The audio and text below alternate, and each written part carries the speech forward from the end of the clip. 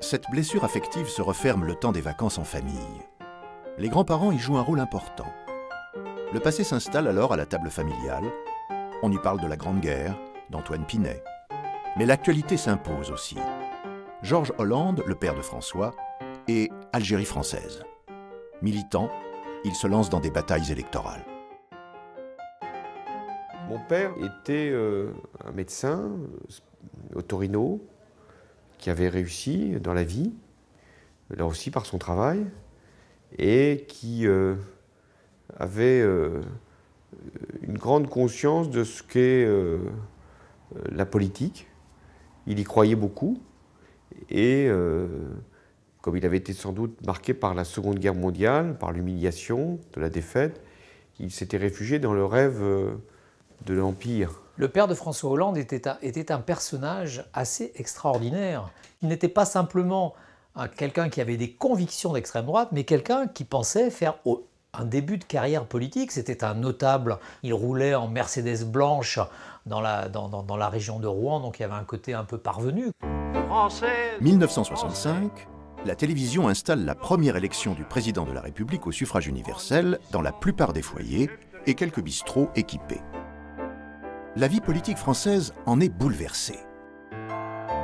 François Hollande n'a que 11 ans, mais ce spectacle le captive. Son apprentissage de citoyen commence. D'un seul coup, en 1965, je vois de nouveaux visages. François Mitterrand, qui, candidat unique de la gauche, vient défier le général de Gaulle. Jean Le Canuet, qui était de Rouen. Tixier-Vignancourt. Je sentais bien que mon père était plutôt attiré par Tixier-Vignancourt. Ses parents sont divisés. Ses parents ne pensent pas la même chose. Il y a donc des débats chez lui épiques.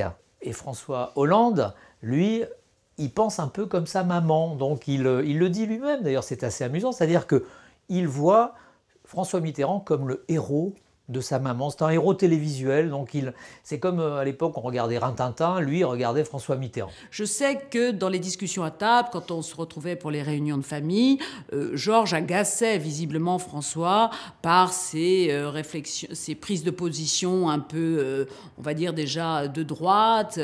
Mon père est encore, puisqu'il vit, dans une vision noire.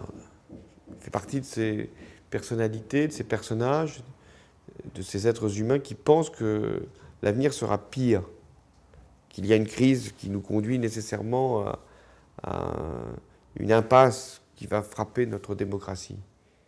Et grâce à lui, moi je suis parti d'un autre point de vue. Je suis pour une vision confiante de l'avenir. Je pense qu'il y a une solution par la mobilisation de nos énergies, par la force de la démocratie, par les valeurs de la République.